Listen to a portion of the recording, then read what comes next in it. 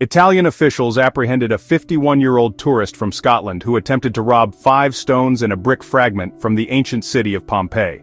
After seeing the man place the items in a backpack, a tour guide notified security.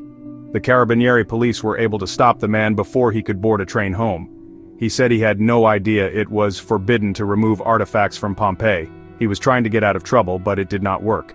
It's easy to understand that you cannot do that because if everyone wandered off with a piece of Pompeii, there would be nothing left.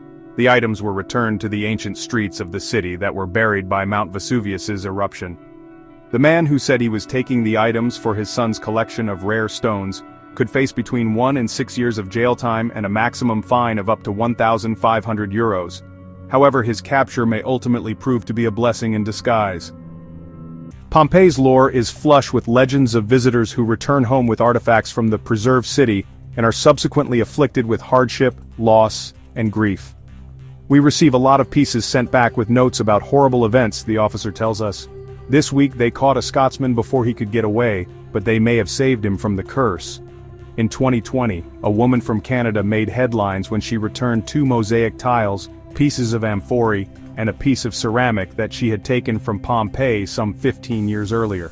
In a letter accompanying the stolen items, she blamed the objects for years of misfortune. "I am now 36 and have had breast cancer twice," the woman wrote in 2020. "The last time ended in a double mastectomy. My family and I also had financial problems. We're good people, and I don't want to pass this curse on to my family or children." In 2020, a Pompeii archaeologist said that the park had received approximately 200 returns within the past decade. Some letters tell us of sad events that occurred after stealing the artifacts in Pompeii, such as broken legs and ankles. Others have heard of this curse, so they prefer to return these artifacts as a precaution before something bad can happen to them.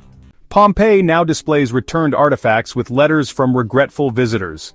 The exhibition features a letter from a Spanish tourist who had taken a piece of plaster that became, in their words, a harbinger of family misadventures and misfortunes, as reported in 2021.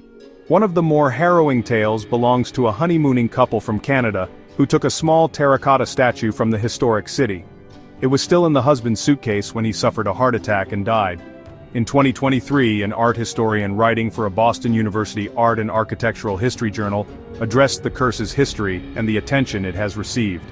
The curse of Pompeii further perpetuates this air of mystique offered by dark tourism, and the stewards of Pompeii are using it to their advantage, he wrote.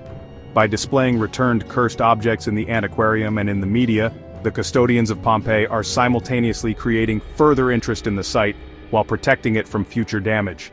The curse brings more visitors to the park, but the threat of magical contagion keeps them in line.